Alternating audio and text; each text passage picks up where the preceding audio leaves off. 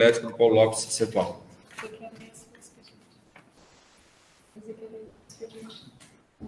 Era isso que tinha o expediente. Obrigado, vereador Michel. Para fazer uso da tribuna, convido o senhor Eno Leal para falar sobre o tema Aberturas Artificiais da Barra da Ibiraquera, pelo tempo limite de 15 minutos. Seja bem-vindo, seu Eno Leal. Muito obrigado. Muito obrigado.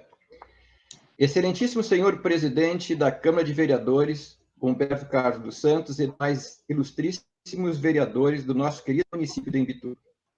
Agradeço a oportunidade de, pela segunda vez, usar a tribuna da Casa do Povo imbitubense para falar sobre as aberturas artificiais da Lagoa de Ibiraquera.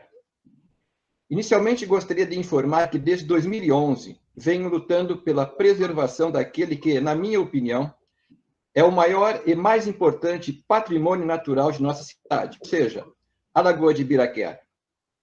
Em 2011, mais precisamente no dia 14 de março, portanto, ontem fez exatamente 10 anos, protocolei na Câmara de Vereadores um ofício informando que estava iniciando um trabalho de coleta de dados sobre a hidrodinâmica da Lagoa de Ibiraquera, e por isso estava instalando uma régua altimétrica georreferenciada dentro da lagoa, nas proximidades da minha residência. O objetivo era de ter o apoio da Câmara de Vereadores para oficializar e apoiar tal iniciativa de cidadania. Em 2012, ou seja, no ano seguinte, inaugurei um site denominado Voz da Lagoa, para divulgar os dados e informações sobre meu trabalho.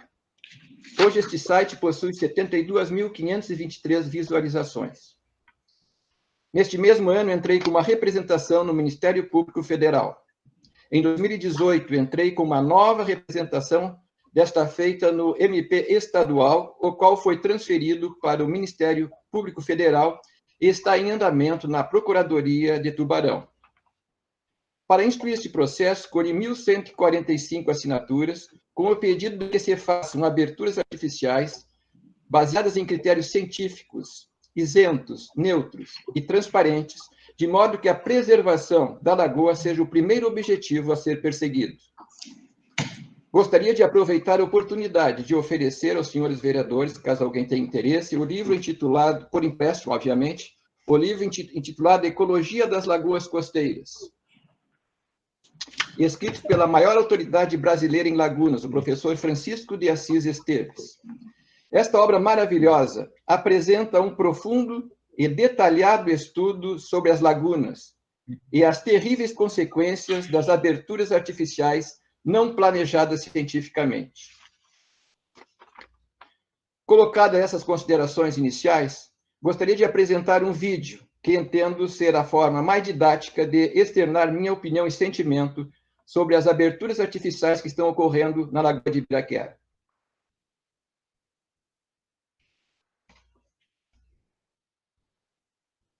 Acredito que o Lucas vai... A gente combinou durante a tarde que ele passaria o vídeo nesse momento. Vamos aguardar.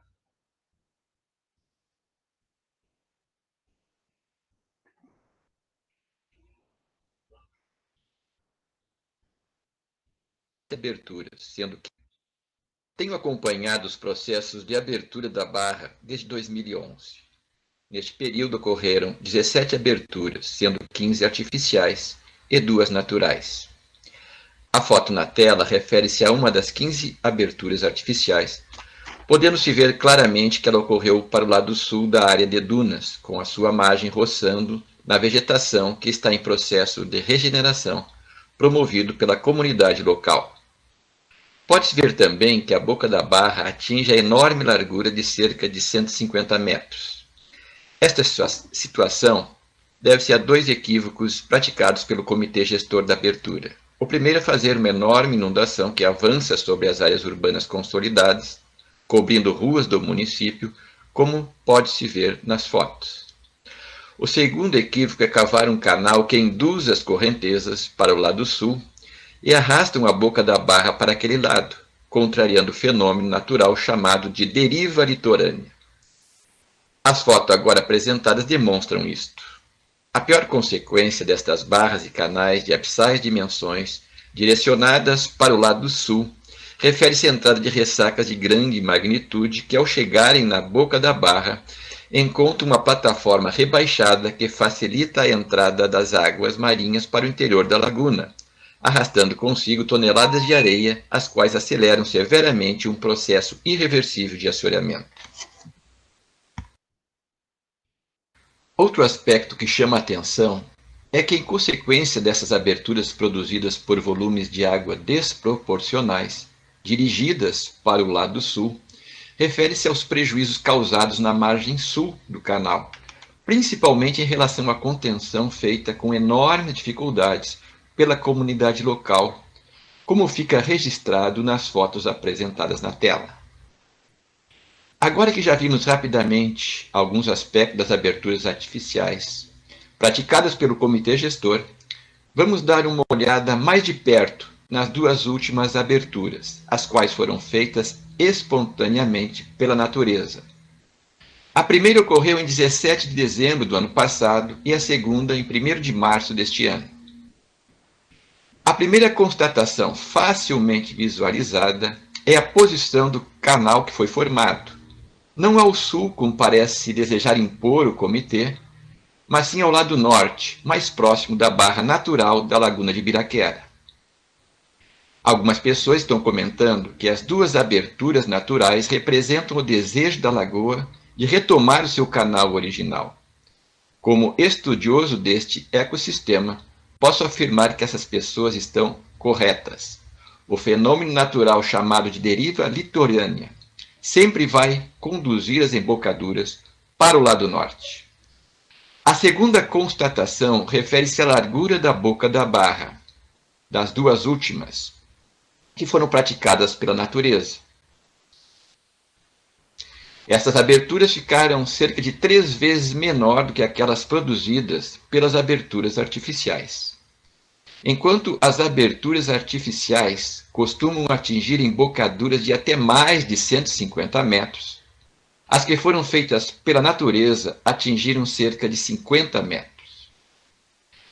As duas últimas aberturas, feitas pela natureza, demonstraram claramente os dois equívocos do comitê, ou seja, induzir o canal para o lado sul e, em segundo, a utilização de inundações com volume de água desproporcionais. Enquanto algumas aberturas artificiais que utilizam como parâmetro a cota A acabam na prática inundando áreas municipais com níveis de até 1,67 m acima do nível médio do mar e represam uma descomunal força hídrica de cerca de 17 bilhões de litros de água, as duas aberturas naturais ocorreram com uma média de 1,20 m acima do nível médio do mar. E o resultado foram duas aberturas com a formação de menores correntezas e, consequentemente, menor largura da boca da barra. A diferença entre o volume de água represado pelo homem, tendo como referência a cota A, e o volume de água utilizado pela natureza é da grandeza de quase 5 bilhões de litros de água, ou seja, uma grandeza correspondente a 1,7775 piscinas olímpicas, o que nos ajuda a entender a magnitude desta diferença.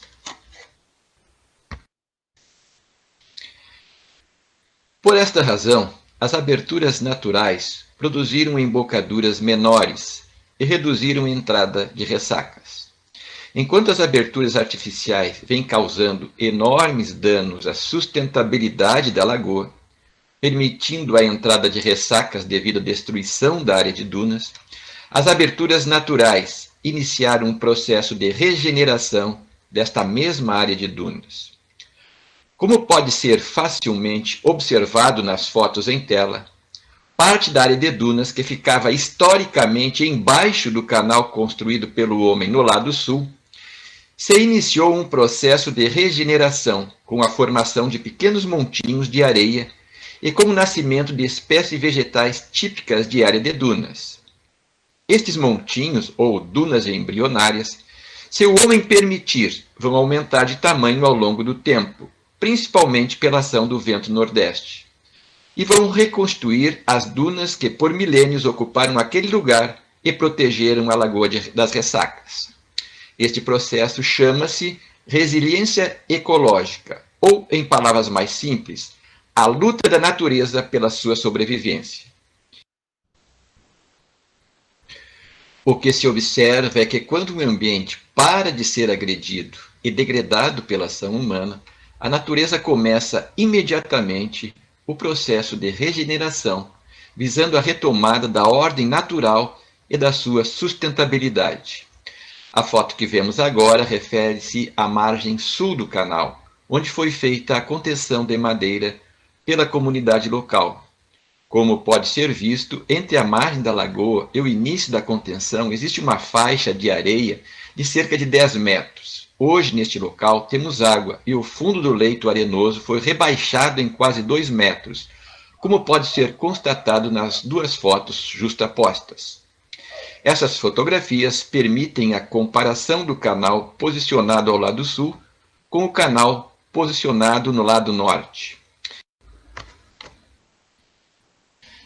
As fotos justapostas agora na tela permitem a comparação de um outro ângulo da área onde se encontra a contenção, com os canais situados ao norte e ao sul.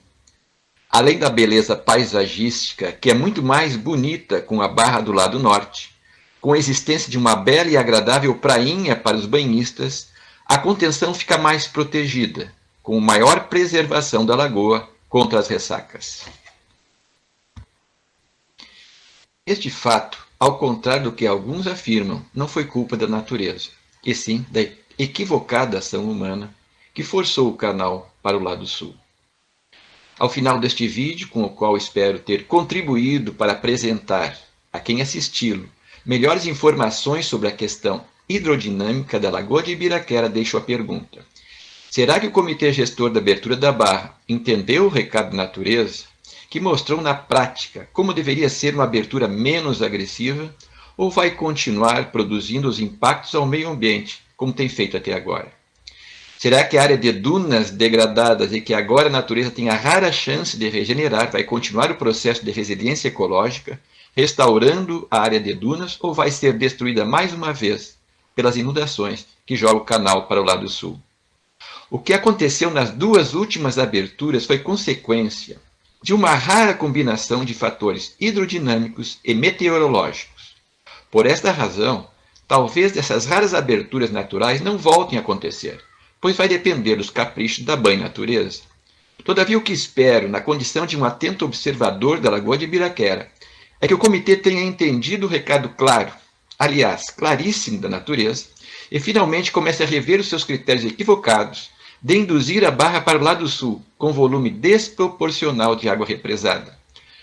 As duas últimas aberturas de barra feitas pela natureza foram as menos agressivas de todas as aberturas e as que causaram menores impactos ambientais.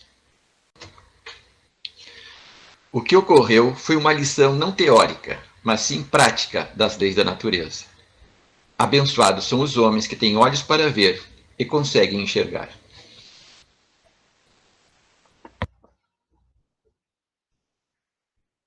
Bom, Seu- agora só me resta, Seu então... Eno, pode concluir aí, seu Eno. Então tá. Só me resta, então, me colocar à inteira disposição para responder a toda e qualquer tipo de pergunta, o que não poderá ser feito agora, conforme fui orientado pelo presidente da Câmara, a partir de amanhã, a qualquer hora, dia da noite, dia de semana, feriado, ou sábado ou domingo. E pronto, muito honrado, orar que os senhores vereadores possam formar sua própria opinião pessoal sobre este assunto tão importante a respeito do nosso maior patrimônio natural, o qual passaremos como legado aos nossos filhos, netos e futuras gerações. Muito obrigado pela oportunidade. Obrigado, seu Eno, né, por mais essa apresentação aqui, né, que prova que a natureza tem muito a nos ensinar, né, e às vezes nós, humanos, né, precisamos observar muito mais, né, e aprender com ela, para que a gente preserve, né, as nossas riquezas naturais. Muito obrigado.